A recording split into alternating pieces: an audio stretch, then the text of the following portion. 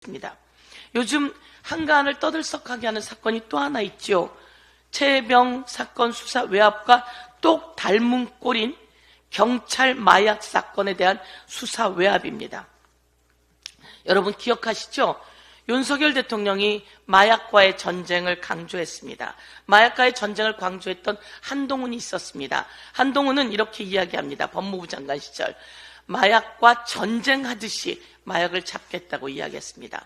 그리고 대통령은 국민과의 대화라고 하는 자리에 나와서 제가 한때 마약을 했었습니다라고 하는 사람에게 이것은 국가가 제대로 수사를 하지 않아서 그런 마약이 횡행하게 된 것이니 이제 국가가 수사하겠다고 이야기했습니다. 그런데 이렇게 말했던 윤석열은 어디 갔고 이렇게 말했던 한동훈은 어디 갔습니까?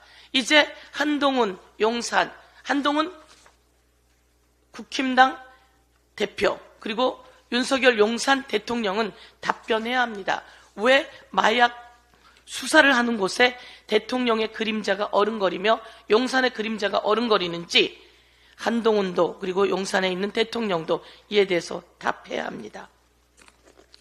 백혜룡 경정과 영등포 김찬수 경찰서장의 대화입니다. 9월입니다. 9월에 이런 대화를 합니다. 이 사건 용산에서 알고 있다. 심각하게 보고 있다. 브리핑 연기하십시오. 이것은 9월 중순입니다. 그런데 여기에 백혜령 형사과장이 이야기합니다. 그래서 제가 다시 묻습니다. 서장님, 제 신뢰가 깨지는 일입니다. 이것은 브리핑 연기하면 안 됩니다. 라고 했던 내용이 바로 9월입니다. 조병로가 전화하기 전입니다. 조병로가 전화하기 전에 벌써 용산에서 심각하게 보고 있다고 하는 내용이 나옵니다. 이건 9월이고요. 조병로가 이 말이 안 먹히자 전화를 한 겁니다. 조병로가 전화를 한 것은 10월 5일이 첫 번째 전화입니다. 세간 이야기가 안 나오게 하는 거 맞죠? 안 나오게 해주세요. 국정감사 때 야당이 정부를 엄청 공격할 건데 야당 도울 일 있습니까? 라고 10월 5일 날 조병로가 전화를 합니다. 조병로가 전화하기 전에 벌써 김찬수 영등포 경찰서장이 백혜룡 과장에게 이야기한 겁니다. 용산이 알고 있고 심각하게 보고 있다.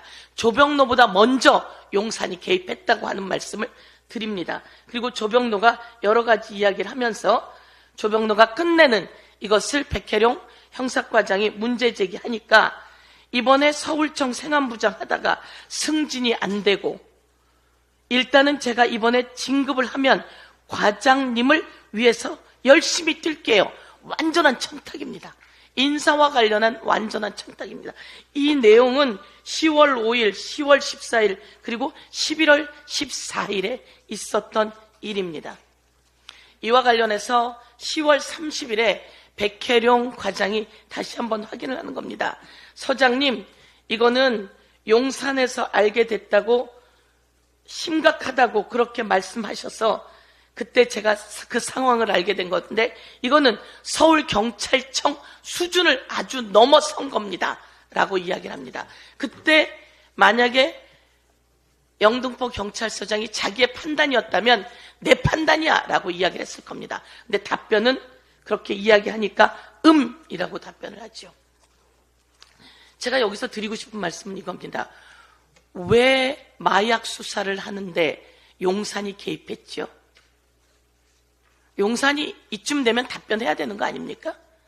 그리고 조병로를 인사청탁받아서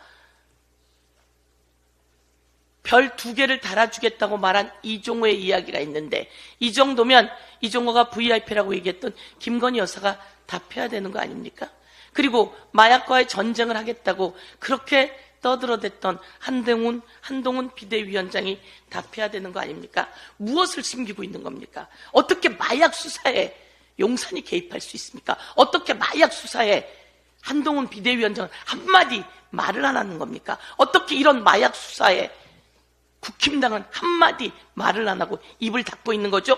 이쯤 되면 국힘당, 용산 대통령실 그리고 모두 다 공범이다 이렇게 이야기하겠습니다.